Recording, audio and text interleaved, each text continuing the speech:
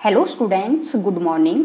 Students, आज हम transformer topic start करने वाले हैं। और स्टूडेंट्स, हो सकता है ये टॉपिक थोड़ा सा आपको लेंथी लगे, पर ये बहुत ही इजी टॉपिक है।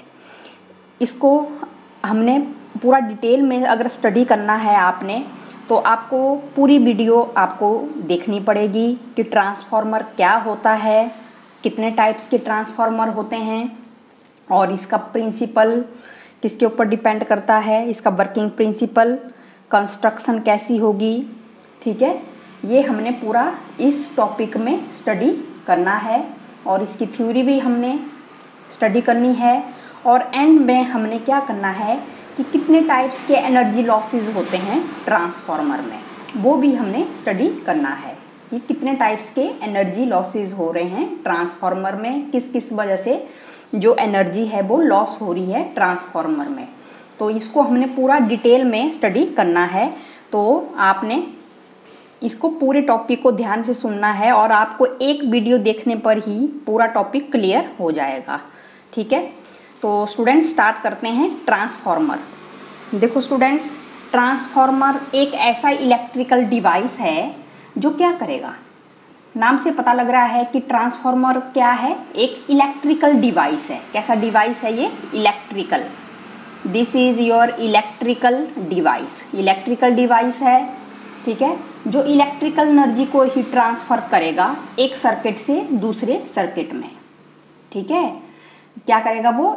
एक सर्किट से दूसरे सर्किट में इलेक्ट्रिक एनर्जी को ही ट्रांसफॉर्म करेगा। लेकिन ये किस प्रिंसिपल के ऊपर वर्क करेगा? ये करेगा इलेक्ट्रोमैग्नेटिक इंडक्शन के ऊपर। ठीक है, कि by the process of electromagnetic induction. तो इसको आपने अभी पूरा डिटेल में हमने स्टडी करना है कि क्या है, तो आपको पूरा ये क्लियर हो जाएगा। कॉमनली जो हम इसका यूज़ जो हम करते हैं वो वोल्टेज को या तो ज़्यादा करने के लिए करते हैं या तो कम करने के लिए करते हैं। ठीक है, तो आपको पता लग रहा है कि हम क्या बता रहे हैं कि ट्रांसफार्मर एक ऐसा इलेक्ट्रिकल डिवाइस है जो कि इलेक्ट्रिकल एनर्जी को ट्रांसफ़र करेगा एक सर्किट से दूसरे सर्किट में। और जो कॉमनली जो इसका यूज है, जो सिंपल सी डेफिनेशन है, उसमें हमने यही बताना है कि ये वोल्टेज को ज़्यादा या कम करने के लिए हम इसका यूज़ करते हैं। कि अगर हमने वोल्टेज बढ़ानी है तब हमने कौन सा ट्रांसफार्मर यूज़ करना है, अगर हमें वोल्टेज कम करनी है तो हमने जो टाइप्स हैं उसमें आपको पूरा ये क्लियर हो जाएगा। जैसे यहाँ पर स्टूडेंट्स आप देख रहे हैं कि जो ट्रांसफार्मर की जो डेफिनेशन लिखी है कि एक ऐसा डिवाइस है to convert low alternating voltage at higher current into higher alternating voltage at lower current. ये जो डेफिनेशन है ये आपको जैसे ही आप पूरा टॉपिक क्लियर करोगे तो आपको ये पूरा क्लियर हो जाएगी कि low voltage at higher current और higher voltage at lower current and vice versa. तो अभी आपने सिंपल सा यही रखना है कि जो ट्रांसफार्मर है वो एक इलेक्ट्रिकल डिवाइस है और यूज टू कन्वर्ट इंक्रीज और डिक्रीज अल्टरनेटिंग वोल्टेज। कि अगर वोल्टेज अगर आपको बढ़ानी है या तो कम करनी है, तो अभी तो आप सिंपल वोल्टेज के ऊपर ही इसको लेंगे। कन्फ्यूजन नहीं होना है कि अगर वोल्टेज ज़्यादा है तो करंट लो क्यों है, वो अभी हमने पूरा जब डिटेल में हम स्टडी करेंगे तो हमें पूरा क्लियर हो जाएगा। ठीक है, कि अभी आपने फ़िलहाल के लिए यही डेफिनेशन आपने अपने दिमाग में रखनी है कि क्या करेंगे ये, कि अगर हमें वोल्टेज ज़्यादा चाहिए या तो हमें कम चाहिए तो वहाँ पर हम ट्रांसफार्मर का यूज़ करते हैं। तो अब सबसे पहले हम टाइप्स की बात कर लेते हैं। तो स्टूडेंट्स यहाँ पर आप देखेंगे step up transformer. Step up नाम से पता लग रहा है स्टेप और अप। अप का मतलब है ज़्यादा, यहाँ पर स्टेप अप। तो इस केस में हमने क्या करना है, स्टेप अप ट्रांसफार्मर में यहाँ पर आप देख रहे हैं कि ये यहाँ पर हमने जो डायग्राम आपने यहाँ पर क्या किया है, बनाया है, ये प्राइमरी कॉइल है और ये सेकेंडरी कॉइल्स है। तो यहाँ पर देखेंगे ये नंबर ऑफ टर्न्स की यहाँ पर बात हो रही है कि जो नंबर ऑफ जो टर्न्स हैं वो प्राइमरी कॉइल्स में कितने हैं, 1 2 3 4 हैं। आप ये देख रहे हैं नंबर ऑफ टर्न्स। और सेकेंडरी में हमें कितने मिल रहे हैं, 1 2 3 4 5 6 7 8। मतलब जो वोल्टेज है वो नंबर ऑफ टर्न्स के ऊपर डिपेंड करेगी। अगर प्राइमरी कॉइल्स में कम है नंबर ऑफ टर्न्स और सेकेंडरी में अगर ज़्यादा आपको टर्न्स मिल रहे हैं तो वो कैसा ट्रांसफार्मर है, स्टेप अप। मतलब अगर आपने वोल्टेज यहाँ पर 110 वोल्टेज आपने इनपुट यहाँ पर अप्लाई किया है, लेकिन आपको 220 वोल्टेज यहाँ पर मिल रहा है, तो वो स्टेप अप, आपको बढ़ी हुई वोल्टेज यहाँ पर मिल रही है। किसके ऊपर डिपेंड करेगी, ये नंबर ऑफ टर्न्स के ऊपर ये डिपेंड करेगी कि देखो प्राइमरी में यहाँ पर नंबर ऑफ टर्न्स कम है और सेकेंडरी में हमें ज़्यादा मिल रहे हैं, तो हमें जो वोल्टेज मिलेगी वो इंक्रीजिंग में मिलेगी। ठीक है, ज़्यादा मिलेगी हमें वोल्टेज, जो आपने इनपुट में अप्लाई की थी वोल्टेज उससे ज़्यादा आपको मिलेगी। ठीक है, और वैसे ही नेक्स्ट देखेंगे step down transformer. Step down, down का मतलब लग रहा है कि स्टेप डाउन, कि ज़्यादा वोल्टेज से कम वोल्टेज चाहिए हमें, तो स्टेप डाउन। तो उसमें क्या होगा कि जो प्राइमरी जो कॉइल होगी उसमें जो नंबर ऑफ टर्न्स होंगे वो ज़्यादा होंगे। देख रहे हैं आप डायग्राम में, यहाँ पर सेकंड डायग्राम में स्टेप डाउन के केस में यहाँ पर क्या है, वो नंबर ऑफ टर्न्स क्या हैं प्राइमरी में ज़्यादा हैं, लेकिन जो सेकेंडरी कॉइल है इसमें जो नंबर ऑफ टर्न्स हैं वो हमें कम मिल रहे हैं। तो मैंने बता दिया कि जो वोल्टेज है वो किसके ऊपर डिपेंड करेगी, यहाँ पर नंबर ऑफ टर्न्स के ऊपर ही डिपेंड करेगी। प्राइमरी में नंबर ऑफ टर्न्स ज़्यादा थे, सेकेंडरी में कम हो गए, तो हमें वोल्टेज कैसी मिलेगी, पहले हमारे पास 220 वोल्टेज था लेकिन अब हमें कम वोल्टेज मिल रहा है 110 वोल्टेज। तो यही मतलब है स्टेप डाउन ट्रांसफार्मर का, कि हमने जैसे मतलब ज़्यादा वोल्टेज को कम करना है तो हम कौन सा ट्रांसफार्मर यूज़ करते हैं, स्टेप डाउन ट्रांसफार्मर। ठीक है, वैसे तो हम अगर ज़्यादा डिटेल में स्टडी करना हो तो उस केस में हम अडेप्टर भी यूज़ करते हैं, लेकिन अडेप्टर के बारे में अभी आपने नहीं स्टडी करना है, तो जस्ट आपने यही अपने दिमाग में रखना है कि स्टेप अप क्या होता है और स्टेप डाउन क्या होता है, क्योंकि स्टेप अप से ही पता लग रहा है हमें कि हमें वोल्टेज कैसे मिलेगी, ज़्यादा मिलेगी, और स्टेप डाउन से हमें पता लग रहा है कि वोल्टेज हमें कैसी मिल रही है, कम मिल रही है। डाउन से क्या पता लग रहा है, कम मिल रही है। तो ये हमें पता होना चाहिए, बिल्कुल सिंपल है, ऐसा नहीं है कि ये डिफ़िकल्ट टॉपिक है, आपको बिल्कुल क्लियर हो जाएगा कि कैसे किस प्रिंसिपल के ऊपर ये वर्क करता है।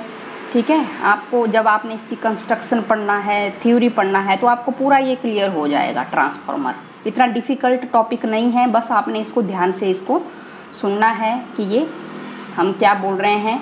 अब देखो स्टूडेंट्स, जैसे हम इसकी कंस्ट्रक्शन के बारे में मैं आपको स्टडी करवाती हूँ कि कंस्ट्रक्शन, यहाँ पर हमने डायग्राम बनाना है कि जो कंस्ट्रक्शन के केस में हमने क्या लेने हैं, यहाँ पर जो ट्रांसफार्मर है, ठीक है, सबसे पहले आपने बताना है कि इसका जो प्रिंसिपल है वो म्यूचुअल इंडक्शन के ऊपर डिपेंड करता है। अब म्यूचुअल इंडक्शन आपने स्टडी किया है पूरा डिटेल में, अगर नहीं भी किया होगा तो आप पीछे वीडियो आप देख सकते हैं म्यूचुअल इंडक्शन क्या होता है। ठीक है, उसमें क्या होता है कि एक ईएमएफ इंड्यूस हो जाता है कॉइल में, जब एक करंट चेंज हो जाता है उसके नियर बाय कॉइल में, तो वहाँ पर एक म्यूचुअल इंडक्शन यहाँ पर प्रोड्यूस हो जाएगा। तो देखेंगे कि कैसे प्रोड्यूस होगा म्यूचुअल इंडक्शन। तो हमने क्या करना है, पहले हमने डायग्राम बनाना है। तो स्टूडेंट्स सबसे पहले हमने क्या करना है, इसका डायग्राम आप बनाएंगे। डायग्राम देखो कैसे बनाएंगे, ये इसको आप ऐसे भी बना सकते हैं बिल्कुल सिंपल वे में। जो स्टूडेंट्स सबसे पहले जो कोर होगा ट्रांसफार्मर का वो किससे बना होगा, ट्रांसफार्मर का जो कोर होगा वो आयरन से बना होगा। किससे बना होगा, आयरन से बना होगा। और उसमें हमने क्या करना है, जो आयरन का कोर है उसमें हमने 2 सेपरेट कॉइल्स ले लेने हैं, 2 सेपरेट, एक प्राइमरी कॉइल होगा और एक सेकेंडरी कॉइल होगा, सेम ही आयरन कोर के ऊपर 2 सेपरेट क्या ले लेंगे, कॉइल ले लेंगे एक, और वायर जैसी बाउंड कर देंगे किसके ऊपर, आयरन कोर के ऊपर, जो सेम आयरन कोर आप ले रहे हैं ट्रांसफार्मर, क्योंकि जो ट्रांसफार्मर का जो कोर है वो किससे बना है, आयरन से बना है। तो देखेंगे कि डायग्राम, पहले ये हम इसके कोर की बात कर रहे हैं, ट्रांसफार्मर का जो कोर है वो किससे बना हुआ है, आयरन से बना हुआ है। तो यहाँ पर मैंने बता दिया कि 2 सेपरेट कॉइल्स हैं, एक प्राइमरी कॉइल होगा और एक सेकेंडरी कॉइल होगा। तो इस जैसे ये वाली हम प्राइमरी कॉइल की बात कर रही हूँ मैं, तो इसको आपने बता देना है कि प्राइमरी कॉइल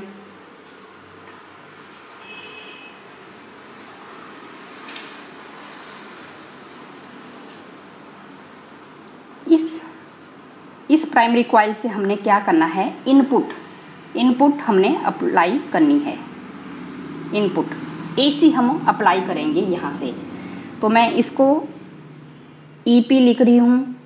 प्राइमरी कॉइल की बात हम कर रहे हैं कि ये जो इस कोर के ऊपर जो वायर हम क्या कर रहे हैं, बाउंड कर रहे हैं, ठीक है, ये प्राइमरी कॉइल है। और जहाँ से हम आउटपुट मिलेगी वो कौन सा कॉइल होगा, वो इस तरफ देखेंगे। सेम आयरन कोर क्या है, क्योंकि जो ट्रांसफार्मर का जो कोर है वो आयरन से बना है, तभी मैं बता रही हूँ।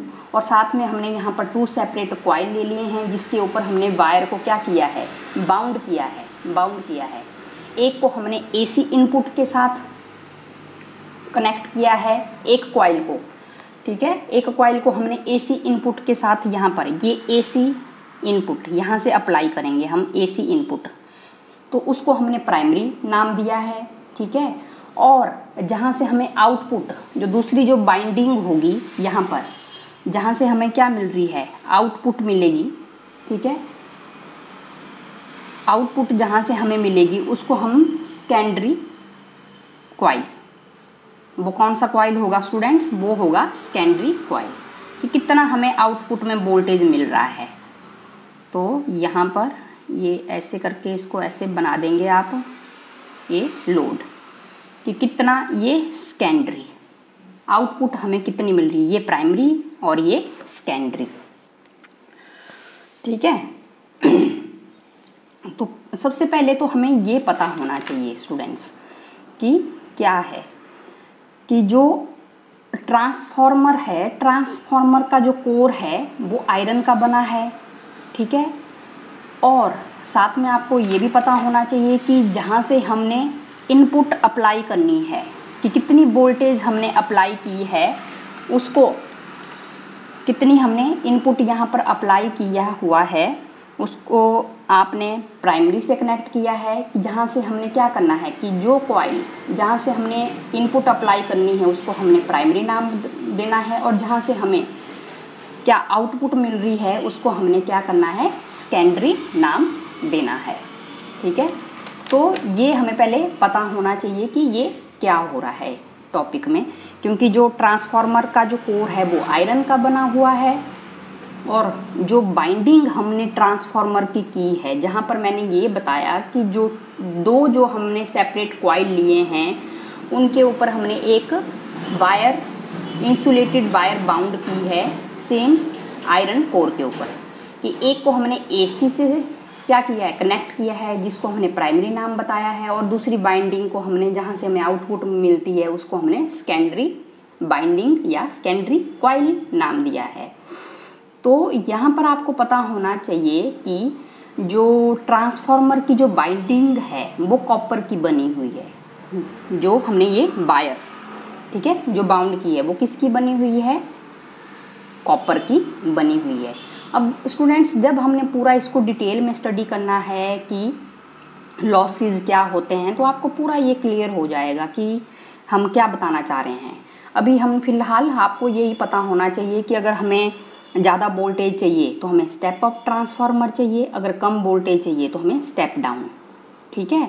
और नंबर ऑफ़ टर्न्स के ऊपर डिपेंड करेगा। अगर प्राइमरी में नंबर ऑफ़ टर्न्स कम है और सेकेंडरी में ज़्यादा मिल रहे हैं तो वो स्टेप अप का केस है।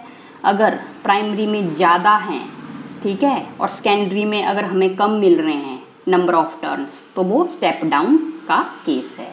और साथ में मैंने ये बता दिया डायग्राम में कि जो ट्रांसफार्मर का जो कोर है वो आयरन से बना हुआ है, और इसमें 2 सेपरेट हमने कॉइल्स ले लिए हैं, एक प्राइमरी कॉइल है और एक सेकेंडरी कॉइल है, जहाँ से हमने एसी सप्लाई करनी है अपने सर्किट को, उसको हमने ठीक है। प्राइमरी के उसको हमने प्राइमरी कॉइल नाम दिया है, और जहाँ से हमें आउटपुट मिलेगी, कितनी वोल्टेज हमें मिल रही है, तो उसको हमने सेकेंडरी कॉइल यहाँ पर नाम दिया है। अब स्टूडेंट्स हमने इसकी थ्योरी स्टडी करनी है कि कैसे होगा यहाँ पर, कि ये किस प्रिंसिपल के ऊपर ये वर्क करेगा, ये आपको पता होना चाहिए। स्टूडेंट्स यहाँ पर देख रहे हैं आप कि जो प्राइमरी कॉइल है, इसको हमने जब AC सप्लाई किया, यहाँ पर हमने EMF ले लिया है, वोल्टेज वही है, वोल्टेज की बात कर रहे हैं। हमने यहाँ पर क्या करना है कि जो प्राइमरी जो कॉइल है, जब यहाँ से अल्टरनेटिंग करंट फ्लो करेगा, इस केस में हम बात कर रहे हैं कि जो EP इसको किससे कनेक्ट किया है हमने, प्राइमरी कॉइल से। हमने क्या करना है, अल्टरनेटिंग करंट जब भी यहाँ से फ्लो करेगा, इनपुट अल्टरनेटिंग करंट, ठीक है, इनपुट, जब हम यहाँ पर इनपुट अप्लाई कर रहे हैं, तो जैसे ही यहाँ पर अल्टरनेटिंग करंट जब प्राइमरी कॉइल में फ्लो करेगा, तो आपको पता है कि जब करंट फ्लो करेगा तो मैग्नेटिक फील्ड यहाँ पर धीरे धीरे क्या होगा, प्रोड्यूस होगा, क्योंकि करंट की वैल्यू भी धीरे धीरे क्या हो रही है, इंक्रीज हो रही है। तो उसकी वजह से तो जो मैग्नेटिक फील्ड है प्राइमरी कॉइल में, यहाँ पर क्या हो जाएगी, वो प्रोड्यूस हो जाएगी, ठीक है। जैसे ही करंट की वैल्यू बढ़ेगी तो मैग्नेटिक फील्ड भी क्या होगा, बढ़ेगा। अगर करंट की वैल्यू कम होगी तो मैग्नेटिक फील्ड भी क्या होगा, कम होगा। तो इसका मतलब ये है, करंट कम या ज़्यादा हो रहा है तो उसकी वजह से मैग्नेटिक फ्लक्स जो इस कॉइल के साथ लिंक होगा, वो भी क्या हो रहा है, चेंज हो रहा है। और साथ में जो प्राइमरी कॉइल है, उसी के नज़दीक हमने कौन सा कॉइल रखा हुआ है, सेकेंडरी कॉइल रखा हुआ है। तो उसकी वजह से क्या होगा स्टूडेंट्स, यहाँ पर कि जो करंट प्राइमरी कॉइल में फ्लो कर रहा था, वही लिंक हो जाएगा सेकेंडरी कॉइल के साथ, ठीक है। समझ आ रहा है आपको कि जो करंट यहाँ पर प्राइमरी कॉइल में फ्लो कर रहा था पहले, वो किसके साथ लिंक हो जाएगा, सेकेंडरी कॉइल में। और इसकी वजह से क्या होगा, सेकेंडरी कॉइल में भी क्या हो जाएगा, EMF क्या हो जाएगा, इंड्यूस हो जाएगा। तो इसी को ही हमने क्या बताया कि ट्रांसफार्मर किस प्रिंसिपल के ऊपर वर्क करता है, म्यूचुअल इंडक्शन के ऊपर वर्क करता है। कि अगर प्राइमरी कॉइल में करंट की वैल्यू अगर चेंज हो रही है, तो सेकेंडरी कॉइल में भी EMF क्या हो रहा है, इंड्यूस हो रहा है। यहाँ पर करंट बढ़ेगा, ठीक है, तो मैग्नेटिक फ्लक्स भी क्या होगा, बढ़ेगा। कम होगा तो मैग्नेटिक फ्लक्स भी कम होगा। मतलब एक तरह से क्या हो रहा है, मैग्नेटिक फ्लक्स की वैल्यू क्या हो रही है, चेंज हो रही है। तो जिसकी वजह से सेकेंडरी कॉइल में EMF क्या हो रहा है, इंड्यूस हो रहा है। तो इसी को ही हम म्यूचुअल इंडक्शन कहते हैं कि जब नियर बाय कॉइल में करंट की वैल्यू क्या होगी, बढ़ेगी या घटेगी।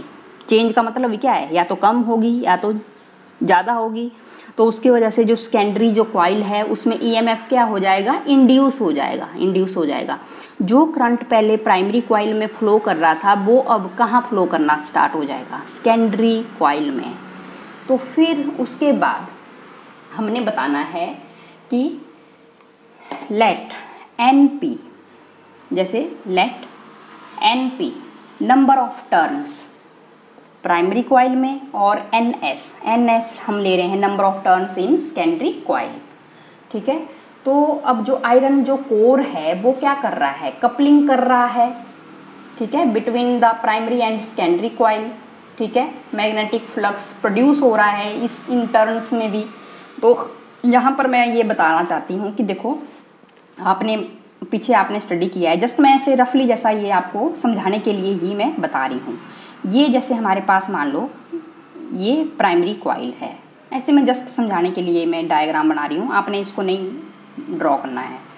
ये सेकेंडरी कॉइल है। जैसे ही हमने इसको इनपुट AC अप्लाई किया, यहाँ पर इनपुट AC अप्लाई किया, तो यहाँ पर मैग्नेटिक फील्ड क्या हो गया, इसमें प्रोड्यूस हो गया। तो मैग्नेटिक फील्ड आपको पता ही है कि कैसे, आपने पीछे अगर आपने पूरे टॉपिक मैग्नेटिक फील्ड, तो यूँ करके ये कॉइल में ऐसे प्रोड्यूस हो जाएगा।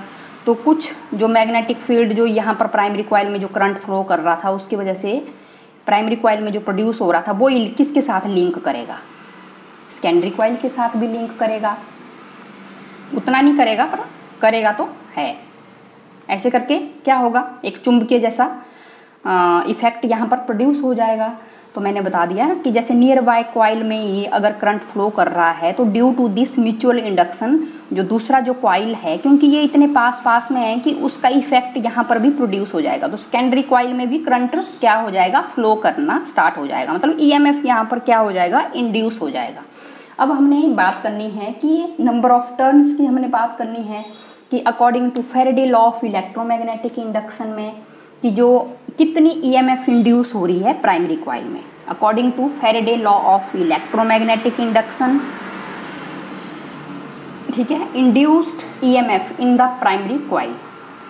तो या तो पीछे आपने टॉपिक देख लेना है म्यूचुअल इंडक्शन वाला, वहाँ पर हमने पूरा change in magnetic flux, number of turns in primary coil and this is your value change in magnetic flux. जब चेंज होगा मैग्नेटिक फ्लक्स तो ईएमएफ क्या होगा, इंड्यूस होगा, ये हमें पता है। और अगेन जब प्राइमरी में ईएमएफ इंड्यूस हो गया तो दोनों कॉइल्स इतने पास में हैं कि मैग्नेटिक फील्ड जो मैग्नेटिक इफेक्ट है वो सेकेंडरी कॉइल में भी क्या करेगा, लिंक करेगा, तो ईएमएफ किस में इंड्यूस हो जाएगा, अब सेकेंडरी कॉइल में भी इंड्यूस हो जाएगा। तो सेकेंडरी कॉइल में नंबर ऑफ टर्न्स क्या लिए हैं मैंने, NS NP प्राइमरी के लिए और NS सेकेंडरी के लिए, d∅/dt। जिस स्टूडेंट्स को म्यूचुअल इंडक्शन क्लियर नहीं होगा तो स्टूडेंट्स सबसे पहले आपने म्यूचुअल इंडक्शन आपने अच्छे से स्टडी करना है, देखेंगे आप कि म्यूचुअल इंडक्शन क्या होता है, तो वहाँ से आपको बिल्कुल ये क्लियर हो जाएगा। और फिर आपने इन दोनों वैल्यूज़ को आपस में क्या करना है, डिवाइड कर देंगे, डिवाइड 2/1 ES/EP। जब हमने इसको डिवाइड किया तो हमारे पास क्या आएगा, NS/NP, माइनस से माइनस कैंसिल हो जाएगा, d∅/dt से d∅/dt कैंसिल हो जाएगा। और ये जो नंबर ऑफ टर्न्स की जो रेशो आई है NS/NP, इसको हमने K से हमने इसको लिखना है, ये क्या है, ट्रांसफॉर्मेशन रेशो, और इसको हम टर्न रेशो भी कह सकते हैं, टर्न्स रेशो। तो ये हमारे पास वैल्यू आ गई यहाँ पर, ES/EP is equal to NS/NP is equal to K। तो स्टूडेंट्स यहाँ पर आप देख रहे हैं कि ये हमारे पास ट्रांसफॉर्मेशन रेशो आ गई या तो टर्न्स रेशो। अब हमने क्या करना है स्टूडेंट्स, जैसे अगर K की वैल्यू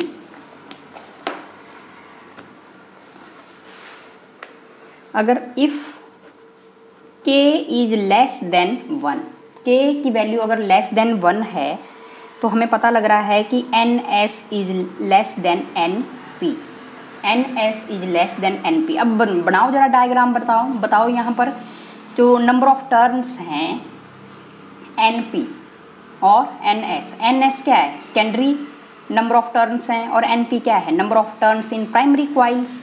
तो सेकेंडरी में क्या है, कम है, और प्राइमरी में क्या है, ज़्यादा है।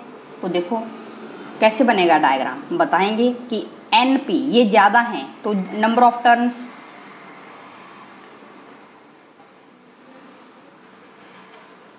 देखो डायग्राम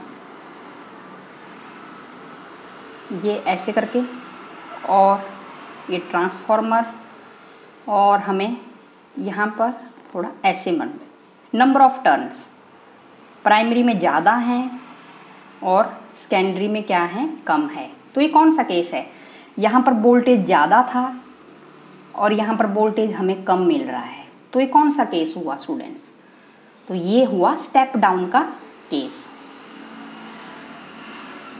स्टेप डाउन ट्रांसफॉर्मर की, क्योंकि नंबर ऑफ टर्न्स पहले प्राइमरी में ज़्यादा थे फिर सेकेंडरी में हमें कम मिले, क्योंकि पहले वोल्टेज ज़्यादा था फिर हमें वोल्टेज कम मिला, तो ये स्टेप डाउन ट्रांसफॉर्मर हो गया। अगर K इज़ ग्रेटर देन 1, ठीक है, तो इस केस में क्या होगा, NS is greater than NP, NS is greater than NP। तो प्राइमरी में यहाँ पर क्या होंगे, नंबर ऑफ टर्न्स देख रहे हैं कम है, और सेकेंडरी में ज़्यादा मिल रहे हैं हमें।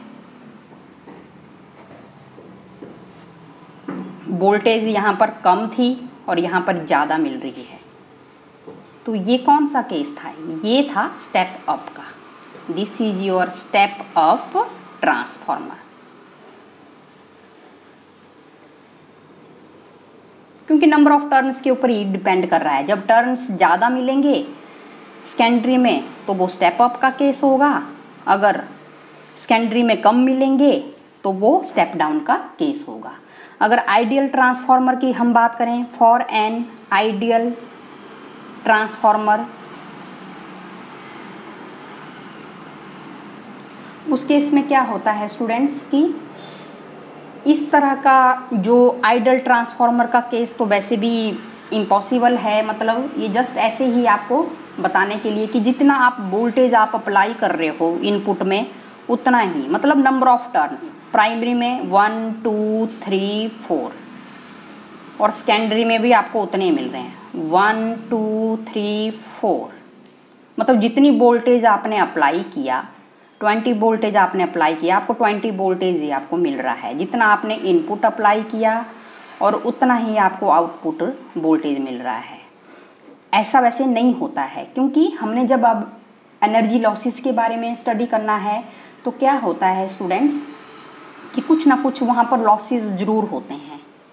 वो लॉसेस हमने जब डिटेल में स्टडी करेंगे तो आपको पता होना चाहिए कि ये वाला केस नहीं होता है आइडियल ट्रांसफार्मर। हम एनर्जी कुछ ना कुछ फॉर्म में लॉस होगी तो वो हमने स्टडी करना है कि ऐसे कितने तरह के लॉसेस होते हैं जो होते ही हैं, वो पॉसिबल है, होंगे। जब आप पूरा टॉपिक आप स्टडी करेंगे तो आपको पूरा क्लियर हो जाएगा।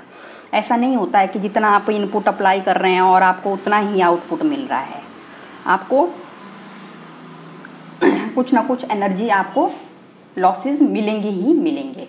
तो हमें पता है कि यहाँ पर आइडियल ट्रांसफार्मर के केस में जितना आप इनपुट अप्लाई करोगे, ठीक है, इनपुट पावर की वैल्यू किसके बराबर होगी? आउटपुट पावर के बराबर होगी, ठीक है। तो हमें पता है पावर क्या होता है VI, और यहाँ पर हमने वोल्टेज की जगह मैंने क्या लिया है E लिया है।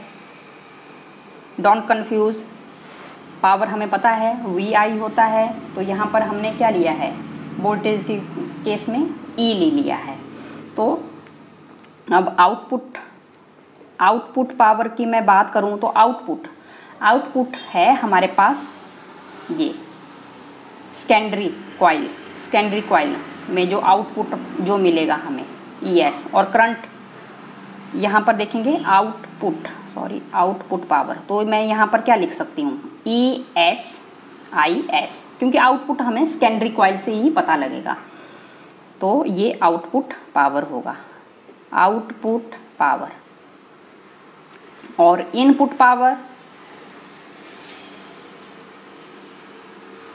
इनपुट पावर आपको पता है यहाँ से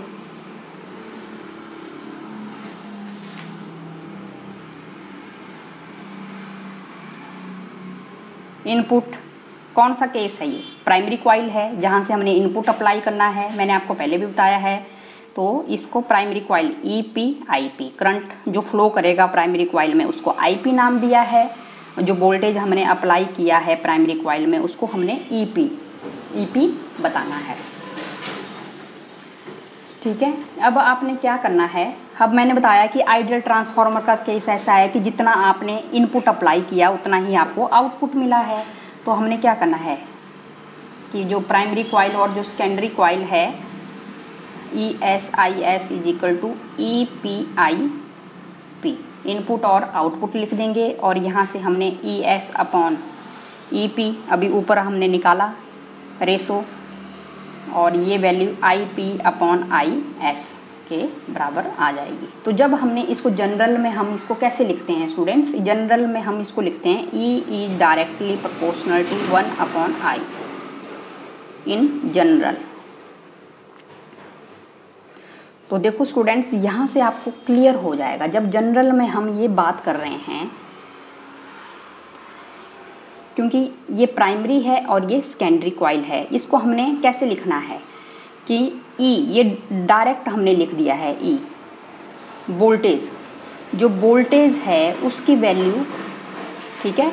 जैसे आपने पीछे आपने V is directly proportional to I किया था ना, तो V is equal to RI। अगर आपने रेजिस्टेंस निकालना है तो V अपॉन I ऐसे निकालते थे, करते थे ना आप, चाहे आप जो मर्जी करो। तो वैसे ही यहाँ पर भी हमने क्या किया है, ये वोल्टेज है, वोल्टेज की जो वैल्यू है वो इनवर्सली प्रोपोर्शनल है करंट के। तो यहाँ से आपको अब डेफिनेशन क्लियर हो जाएगी। अगर वोल्टेज ज़्यादा है, वोल्टेज कैसी है स्टूडेंट्स, ज़्यादा, वोल्टेज अगर ज़्यादा है तो करंट क्या है, कम है। करंट की वैल्यू स्टूडेंट्स क्या है, कम है, इनवर्सली प्रोपोर्शनल है। स्टूडेंट्स देखेंगे कि अगर हमें बहुत ज़्यादा वोल्टेज चाहिए तो हमें करंट उसमें कम अप्लाई करेंगे। कैसे करेंगे, जब हमने एनर्जी लॉसेस के बारे में स्टडी करना है कि इस टर्म का क्या यूज़ है, तो यहाँ से आपको क्लियर हो जाएगा कि स्टेप अप। अब देखो, अब आपको पूरा डेफिनेशन क्लियर हो जाएगी। अगर वोल्टेज ज़्यादा है तो करंट कम है, अगर यहाँ पर वोल्टेज कम है तो करंट ज़्यादा है। अब देखेंगे डेफिनेशन कि स्टेप अप ट्रांसफार्मर आपकी बुक में दिया होगा कि the transformer which convert low alternating voltage at higher current. Current की वैल्यू क्या है, हाई, क्योंकि जब voltage E is inversely proportional to I, sorry क्या हो रहा है, E is inversely proportional to I। अगर वोल्टेज ज़्यादा है तो करंट कम है, तो इसका मतलब यही हुआ कि वोल्टेज स्टेप अप का केस देखो, हमें वोल्टेज ज़्यादा मिलती है लेकिन करंट क्या है, ठीक है, लो वोल्टेज को हमने हाई वोल्टेज में क्या किया, कन्वर्ट किया।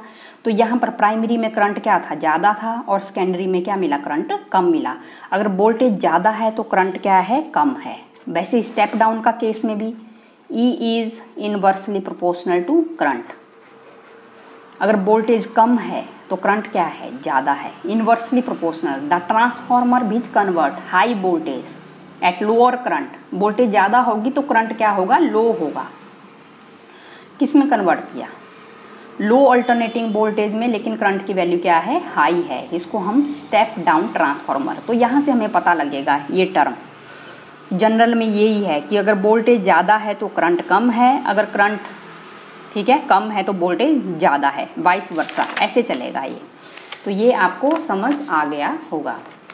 तो स्टूडेंट्स बिल्कुल इजी टॉपिक था कि कैसे हमने इसको स्टडी करना है कि ट्रांसफार्मर क्या होता है, किस चीज़ का बना होता है। जो ट्रांसफार्मर है उसका कोर आयरन का बना होता है, और उसके ऊपर जो बाइंडिंग हम करते हैं वो किसकी करते हैं, किस वायर की करते हैं, कॉपर की बाइंडिंग होती है। अब हमने करने हैं लॉसेस कि ट्रांसफार्मर में कितने तरह के लॉसेस होते हैं।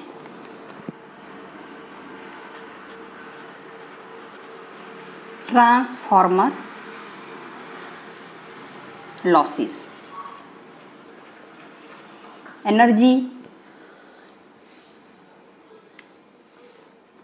ठीक है, या तो आप ऐसे भी लिख सकते हैं कि energy losses in a transformer.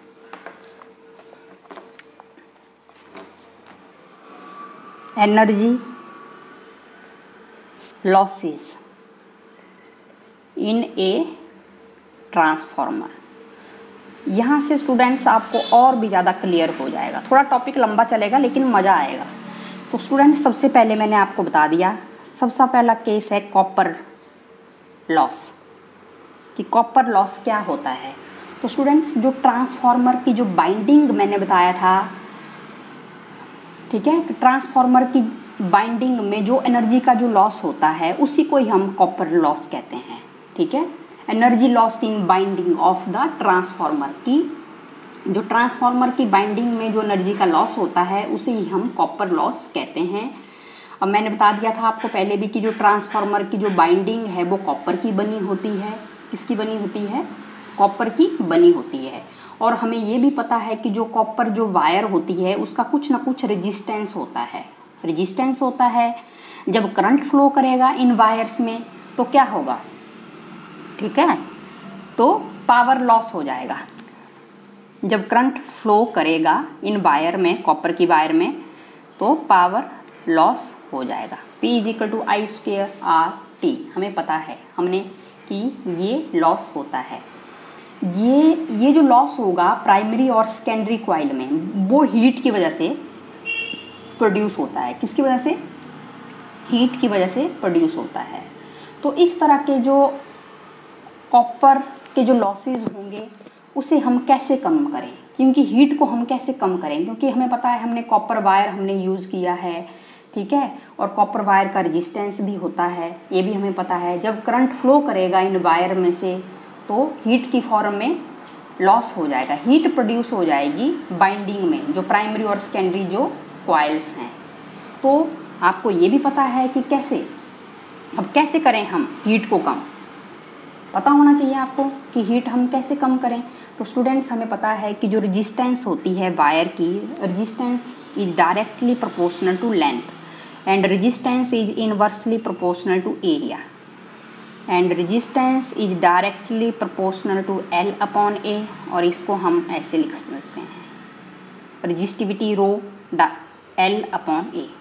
Hair directly proportional to T को हटाने के बाद हमने यहाँ पर क्या लगाया? रेजिस्टिविटी। तो रेजिस्टेंस की वैल्यू किसके ऊपर डिपेंड कर रही है? लेंथ के ऊपर डिपेंड कर रही है कि जितना ज़्यादा लेंथ होगा उतना ही ज़्यादा क्या होगा, उसमें रेजिस्टेंस होगा, ठीक है। और इनवर्सली प्रोपोर्शनल किसके ऊपर डिपेंड कर रही है स्टूडेंट्स? ये किसके ऊपर? Area of cross section of the wire. Resistance को हम कैसे कम कर सकते हैं? रेजिस्टेंस को हम कैसे कम कर सकते हैं? या तो हम क्या कर सकते हैं, लेंथ को कम कर दें। अब देखो ये हमारे पास क्या है एक तरह से, अब लेंथ को तो हम कम नहीं कर सकते हैं। अब आपको पता होना चाहिए कि हम फॉर एग्जांपल के लिए, ये हमारे पास एक पावर स्टेशन है, ये है पावर स्टेशन, ये पावर स्टेशन है, और ये कंज्यूमर साइट है। ये कौन सी साइट है? जहाँ पर हमने बिजली यूज़ करनी है, कंज्यूमर साइट। तो ये लेंथ तो क्या रहेगा? कांस्टेंट ही रहेगा ना, लेंथ तो कांस्टेंट ही रहेगा। 20 किलोमीटर 30 किलोमीटर, उसको तो हम कम ज़्यादा नहीं कर सकते हैं वायर की लेंथ तो यही देखो ना, ये पावर स्टेशन है और कंज्यूमर साइट जहाँ पर घरों में हमने बिजली यूज़ करनी है। पावर स्टेशन से लेकर हमारे जो घर का जो डिस्टेंस रहेगा वो तो कांस्टेंट ही रहेगा ना, जितनी वायर हमें यूज़ होगी उसको तो वो कम ज़्यादा नहीं कर सकते हैं। तो लेंथ तो क्या रहेगा? कांस्टेंट रहेगा। तो ये लेंथ वाला केस तो अब नहीं कर सकते हैं हम। तो पावर लॉस को हम कैसे रिड्यूस कर सकते हैं? तो या तो फिर हमने क्या करना है, हमने कि जो वायर या रेजिस्टेंस कैसे कम हो सकता है? तो रेजिस्टेंस कम हो सकता है कि अगर हम एरिया हम वायर का बढ़ा दें, cross section of the wire, area को हम क्या कर सकते हैं? R can be decrease by increase the value of A, कि हम रेजिस्टेंस को तभी कम कर सकते हैं जब हम एरिया वायर का बढ़ा दें। तो इसको हम क्या कर सकते हैं? इसकी जगह हम कौन सी वायर हम यूज़ कर सकते हैं? थिक वायर, मोटी वायर यूज़ कर सकते हैं, थिक वायर। अगर जितनी मोटी वायर होगी उतना ही कम क्या होगा? रेजिस्टेंस होगा। अब इसमें भी एक प्रॉब्लम है स्टूडेंट्स कि जो ये इकोनॉमिकल नहीं होगा, क्योंकि इस तरह की थिक वायर, इतनी लंबी वायर और जो मैन्युफैक्चरिंग होगी ऐसी लॉन्ग और इतनी मोटी वायर की, ये बहुत ही ज़्यादा कैसी बन जाएगी? कॉस्टली हो जाएगा ना। It is not economical. Cost, manufacture की कॉस्ट इतनी ज़्यादा बढ़ जाएगी अगर इतनी लंबी और मोटी वायर हम बनाएंगे। तो ये भी थोड़ा सा क्या हो रहा है? इम्पॉसिबल हो रहा है। तो फिर हमने क्या करना है? पीछे हमने स्टडी किया कि E is inversely proportional to current, किया हमने पीछे, ठीक है। तो पावर लॉस को हम कैसे कम कर सकते हैं? पावर लॉस को हम कम कर सकते हैं स्टूडेंट्स, बिल्कुल इजी है अगर आपको क्लियर हो गया हो। हमने क्या किया, हम वोल्टेज को हम क्या कर दें, क्योंकि करंट क्या कर रहा है? हीट प्रोड्यूस कर रहा है वायर के अंदर।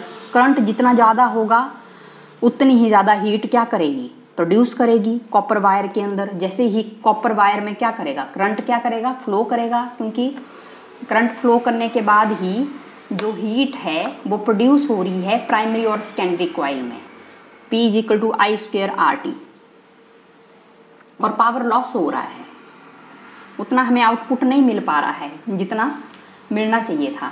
तो अब हम क्या कर सकते हैं, तो ये हम कर सकते हैं इसकी वजह से।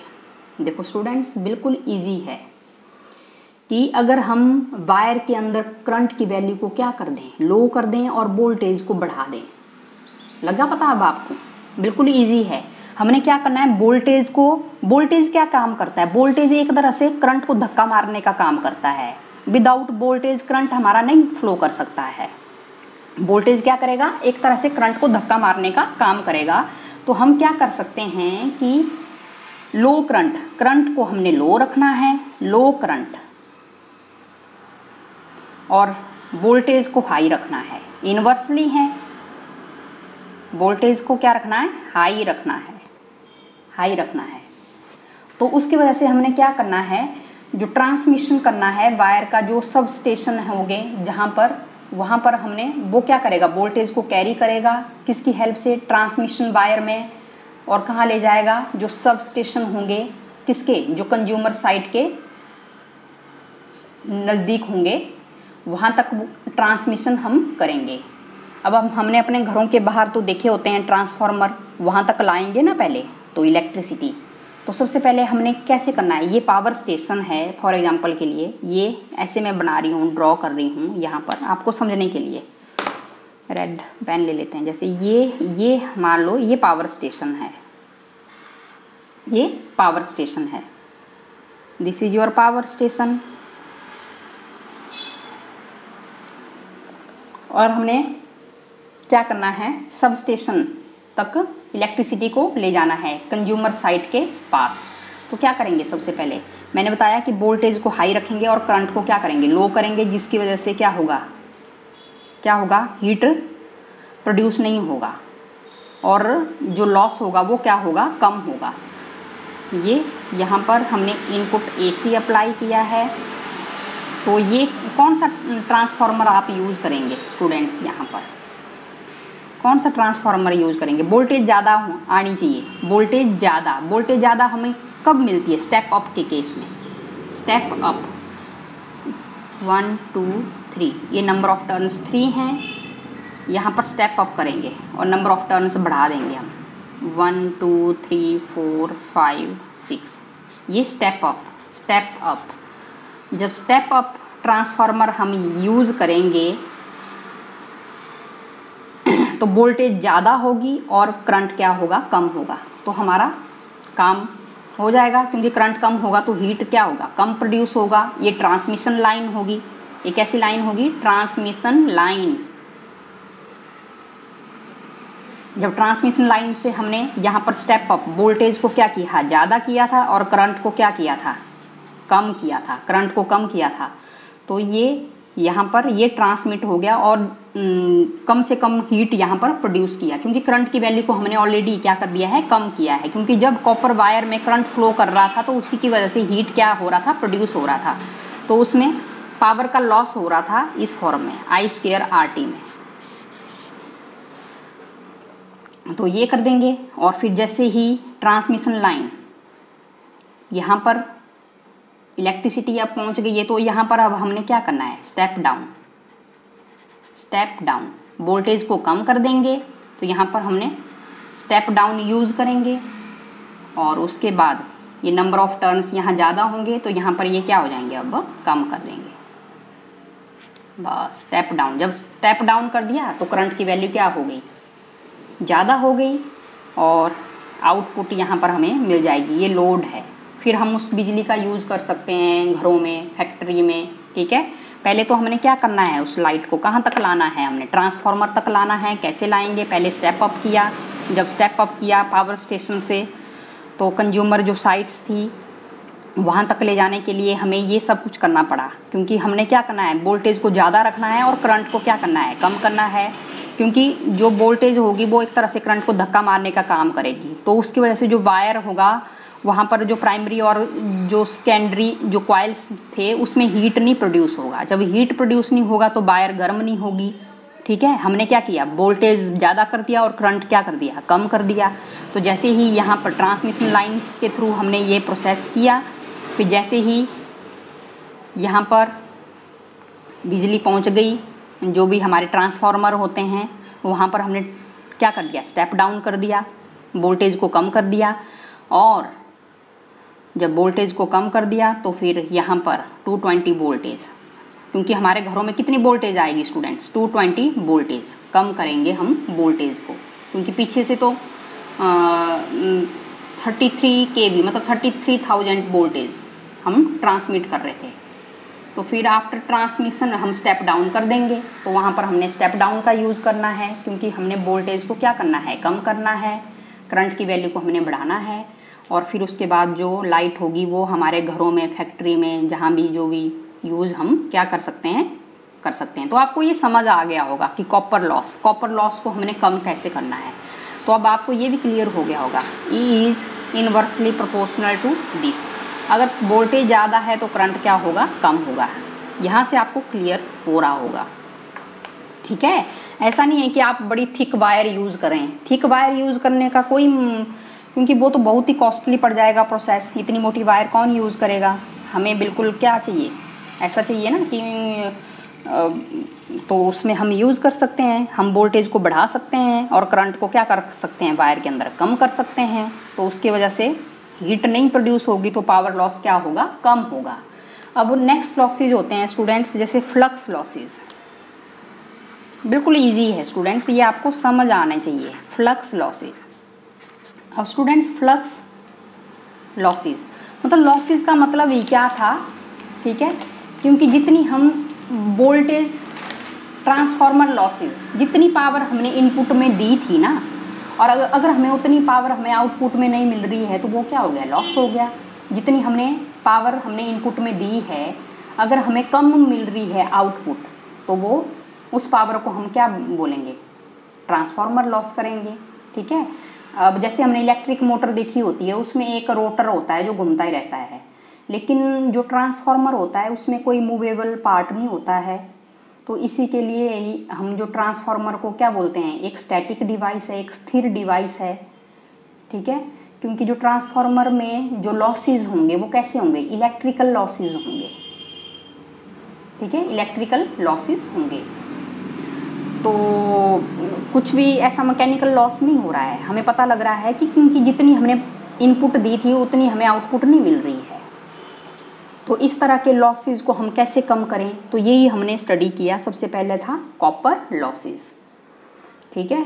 तो कॉपर लॉसेस में हमें आपको पता लग गया कि किसके ऊपर डिपेंड करता है लॉस, करंट के ऊपर। करंट, अगर करंट ज़्यादा है तो लॉस ज़्यादा, हीट प्रोड्यूस होगी। अगर करंट कम है तो लॉस कम। अब पता लग गया आपको ये प्रोसेस, ठीक है। बिल्कुल सिंपल है, क्योंकि जितनी पावर हमने इनपुट में अप्लाई की है, अगर हमें उतनी पावर आउटपुट में नहीं मिल रही है तो वो एक तरह से क्या हो गया, लॉस हो गया। नेक्स्ट है फ्लक्स लॉस, ठीक है। और ट्रांसफार्मर में जो कपलिंग होती है प्राइमरी और सेकेंडरी कॉइल में, ठीक है, वो फिक्स नहीं होती है, क्योंकि स्टूडेंट्स हमें पता है कि जो मैग्नेटिक फ्लक्स प्राइमरी कॉइल में प्रोड्यूस होगा उतना ही मैग्नेटिक फ्लक्स हमारा सेकेंडरी कॉइल में लिंक नहीं करेगा, ठीक है। तो मतलब प्राइमरी और सेकेंडरी कॉइल में जो मैग्नेटिक फ्लक्स है वो बराबर नहीं होता है। तो इसलिए जो हमने certain amount of electric energy primary coil को हमने जो सप्लाई की थी वो वेस्ट हो जाती है। जो कुछ हमने इलेक्ट्रिक एनर्जी किसको ट्रांसमिट की प्राइमरी कॉइल को, वो क्या हो जाएगी, वेस्ट हो जाएगी। देखो ना स्टूडेंट्स, हमने डायग्राम बनाया था, ये जैसे ये है प्राइमरी कॉइल, क्योंकि इनपुट तो हमने किसको अप्लाई किया, प्राइमरी कॉइल को हमने एसी। तो जितना यहाँ पर क्या होगा, फ्लक्स प्रोड्यूस होगा, उतना ही फ्लक्स इसके साथ लिंक नहीं करेगा, कम ही करेगा, वो कम ही करेगा। ऐसा नहीं है कि जितना मैग्नेटिक फ्लक्स यहाँ पर, क्योंकि ये तो इसमें तो म्यूचुअल इंडक्शन के प्रोसेस से ही क्या होगा, ईएमएफ क्या होगा, इंड्यूस होगा। तो जितना करंट यहाँ पर फ्लो कर रहा है उतना यहाँ नहीं करेगा, क्योंकि फ्लक्स क्या होगा, फिक्स नहीं होगा कि जितना यहाँ पर हो रहा है उतना ही यहाँ पर होगा, ऐसा नहीं होगा। तो इसलिए जो सर्टेन अमाउंट ऑफ एनर्जी हम यहाँ पर अप्लाई करेंगे प्राइमरी में वो क्या हो जाती है, बेस्ड हो जाती है। अब नेक्स्ट जो टाइप है वो है iron loss. Iron loss, iron loss. अब ट्रांसफार्मर का जो कोर होता है वो आयरन का बना होता है। किसका बना होता है? कोर किसका बना है? ट्रांसफार्मर का आयरन का बना है, ये भी हमें पता लग गया है। तो जो कोर में जो लॉस होगा वो वोल्टेज के ऊपर डिपेंड करेगा। किसके ऊपर डिपेंड करेगा? कोर में लॉस वोल्टेज के ऊपर डिपेंड करेगा, वोल्टेज के ऊपर डिपेंड करेगा, वोल्टेज के ऊपर डिपेंड करता है। ठीक है, क्योंकि ट्रांसफार्मर में के कोर में जो लॉस होगा वो तो कांस्टेंट ही होगा। कैसा होगा? कांस्टेंट होगा। क्यों होगा कांस्टेंट स्टूडेंट्स? क्योंकि जो इनपुट में ने जो वोल्टेज अप्लाई किया है, मैंने इनपुट में 20 वोल्टेज अप्लाई किया इनपुट, ये तो क्या है? कांस्टेंट ही है। हमने इतना वोल्टेज अप्लाई किया, लेकिन जो आउटपुट मुझे मिल रहा है वो भी फिक्स ही है। इनपुट वोल्टेज भी फिक्स था, आउटपुट या तो 30 हो सकता है या तो 10 हो सकता है। मतलब ये तो जस्ट एक एग्जांपल है, क्योंकि इनपुट वोल्टेज है वो भी क्या है? फिक्स है। और आउटपुट में जो वोल्टेज जो मिलेगा 20 वोल्टेज से लेकर, जैसे मेरे को यहाँ पर 100 वोल्टेज मिल रहा है, तो ये भी फिक्स ही है। इसको हम क्या कर रहे हैं? चेंज नहीं मैं कर सकती हूँ। जितना हमने इनपुट है उसको भी मैं चेंज नहीं कर सकती हूँ, जो मुझे आउटपुट मिल रहा है उसको भी मैं चेंज नहीं कर सकती हूँ। ठीक है, क्योंकि इनपुट की जो वोल्टेज है वो भी फिक्स रहेगी और जो आउटपुट में जो हमें वोल्टेज मिल रही है वो भी फिक्स ही रहेगी। तो जो ट्रांसफार्मर के कोर में जो लॉसेस होते हैं वो भी 2 टाइप्स के होते हैं। 2 टाइप्स के होते हैं students. First one, eddy current loss. Eddy current loss. अब अगर आपने एडी करंट के बारे में आपने क्या किया है? स्टडी किया है पीछे, तो आप बहुत ही बढ़िया है। नहीं तो आप मेरे टॉपिक को देख सकते हैं, वहाँ पर मैंने पूरा डिटेल में बताया है कि क्या होगा। अब स्टूडेंट्स हमें पता होना चाहिए कि जब मैग्नेटिक फ्लक्स की वैल्यू चेंज होती है तो आयरन के कोर में करंट क्या होगा? एडी करंट सेटअप हो जाता है। और ये जो एडी करंट जब सेटअप हो जाएगा आयरन में, वो क्या करेगा? आयरन के कोर में हीट क्या करेगा? वो प्रोड्यूस करेगा, हीट प्रोड्यूस करेगा, जिसकी वजह से बहुत सी जो इलेक्ट्रिक एनर्जी होगी वो हीट की फॉर्म में वेस्ट हो जाती है। बहुत ज़्यादा जो इलेक्ट्रिक एनर्जी होगी वो हीट की फॉर्म में क्या हो जाएगी? वेस्ट हो जाएगी। तो इस तरह की एनर्जी लॉस को कम करने के लिए हमने लैमिनेटेड आयरन कोर यूज़ करते हैं। लैमिनेटेड आयरन कोर कैसे होनी चाहिए? वो लैमिनेटेड होने चाहिए, क्योंकि जब मैग्नेटिक फ्लक्स की वैल्यू चेंज होगी तो हमें पता है कि एडी करंट क्या होगा? सेटअप हो जाएगा आयरन के कोर में। और जो एडी करंट जब सेटअप हो जाएगा तो कोर में हीट भी प्रोड्यूस करेगा वो, जिसकी वजह से बहुत सारी जो इलेक्ट्रिक जो एनर्जी होगी वो हीट की फॉर्म में क्या हो जाएगी? वेस्ट हो जाएगी। तो इस तरह के एनर्जी लॉस को रिड्यूस करते हैं हम किसकी वजह से? लैमिनेटेड कोर हम यूज़ करते हैं। एक होता है सॉलिड कोर। सॉलिड कोर में जैसे डायग्राम यूं ही बनेगा ऐसे करके, ये सॉलिड कोर है, सिंपल कोर। अगर इस कोर में अगर हीट प्रोड्यूस हो गई तो ये आगे वाले कोर में भी क्या कर देगा? हीट प्रोड्यूस कर देगा। ये सॉलिड कोर है एक तरह से। कैसा कोर है ये? Solid core. हीट क्या करेगा? ये प्रोड्यूस हो जाएगा। अगर एक कोर में हो गया तो दूसरे में भी, फिर तीसरे में भी, और जिससे ट्रांसफार्मर का कोर है वो बहुत ज़्यादा क्या हो जाएगा? गर्म हो जाएगा। तो हम उसकी जगह हम क्या करते हैं स्टूडेंट्स? लैमिनेटेड कोर हम यूज़ करते हैं। जैसे ये करेंगे लैमिनेटेड कोर, ऐसे लैमिनेशन कर देंगे हम, इंसुलेट। और ये आपके पास जो हीट इस कोर में प्रोड्यूस हो रही है वो आगे लिंक नहीं करेगी।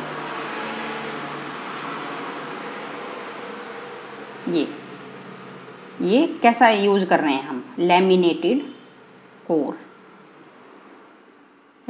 कोर हम यहाँ पर यूज़ कर रहे हैं। ठीक है, क्योंकि बहुत ज़्यादा एडी करंट कोर में अगर प्रोड्यूस होने की वजह से क्या होगा? कोर बहुत ज़्यादा गर्म हो जाएगा। और बहुत ज़्यादा उसमें यूजफुल एनर्जी क्या हो जाएगी, लॉस हो जाएगी। बहुत ज़्यादा जो यूजफुल जिसको हम यूज़ कर सकते थे वो एनर्जी हीट की वजह से क्या हो जाएगी, लॉस हो जाएगी।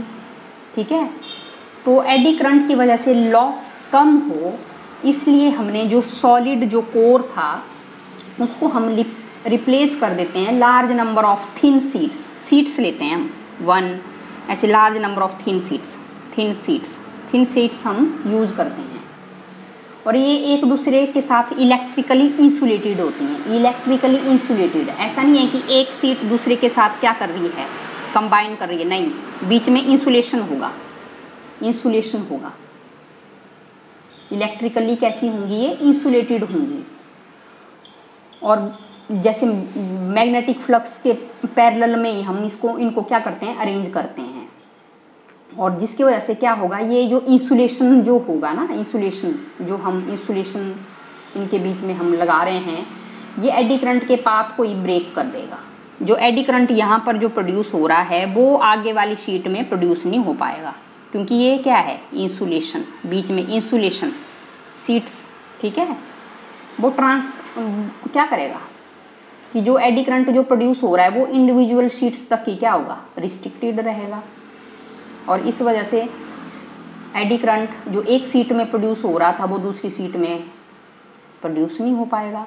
ठीक है, और उसकी वजह से क्या होगा, लेमिनेशन हमें करनी पड़ेगी, तब क्या होगा, हीट क्या होगा, कम होगा। नहीं तो आपने एडी करंट वाला जो मेरा टॉपिक है पीछे वाला, वो हमने पूरा डिटेल में स्टडी किया है स्टूडेंट्स, उसको आपने देखना है।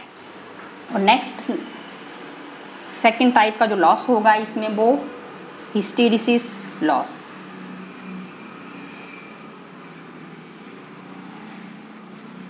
हिस्टेरिसिस लॉस, तो ये भी हमने स्टडी किया है, हिस्टेरिसिस लॉस। तो स्टूडेंट्स हिस्टेरिसिस अगर टॉपिक आपने स्टडी नहीं किया है तो प्लीज़ उसको भी आपने स्टडी करो पहले। तो मैंने आपको बता दिया कि जब हम एसी हम अप्लाई कर रहे हैं, देखो स्टूडेंट्स, एसी के केस में जब हमने क्या किया, इनपुट में हम एसी सप्लाई कर रहे हैं, यही था ना हमारे पास एसी। तो पहले क्या हो रहा है, ये इनपुट एसी, तो ऐसे बनता है ग्राफ, हमें पता है एसी के लिए। तो प्राइमरी कॉइल जो आयरन कोर होगा ना, प्राइमरी कॉइल से जब हमने एसी सप्लाई किया तो जो ट्रांसफार्मर का जो आयरन कोर है, कभी वो मैग्नेटाइज्ड हो रहा है, करंट की वैल्यू बढ़ी, फिर जीरो हुई, फिर कभी वो डीमैग्नेटाइज्ड हो रहा है कि नहीं हो रहा है, ये मैग्नेटाइज्ड हो गया, और यहाँ पर ये क्या हो गया, डीमैग्नेटाइज्ड हो गया, मैग्नेटाइज्ड हो गया, डीमैग्नेटाइज्ड हो रहा है। तो एनर्जी लॉस हो जाती है मैग्नेटाइजिंग और डीमैग्नेटाइजिंग के प्रोसेस में। तो कई तरह के लॉसेस हो जाते हैं हीट की वजह से। तो हीट की वजह से क्या होगा, यूजफुल जो एनर्जी होगी वो हीट की फॉर्म में कन्वर्ट हो जाएगी।